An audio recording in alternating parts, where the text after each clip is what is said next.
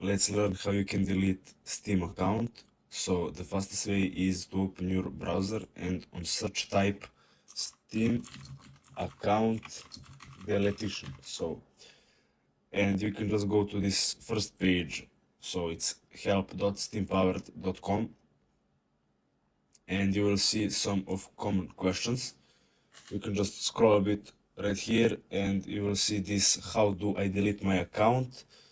You will have this blue linked text. You can just click on it. So it is to request your account to get deleted. Now this explains you something, so blah blah blah, and you need to click on this button, proceed to account delete. Now you need to enter your email, provide the phone number. I didn't have it. And is there anything else you like to tell us? So maybe the reason why you want to delete your account, and you just need to hit send. I don't have phone number, so I can't tell him that.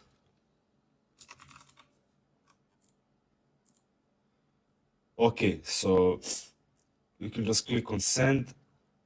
You will also receive your email, and you just need to wait. So that's it. Thanks for watching and see you in the next video.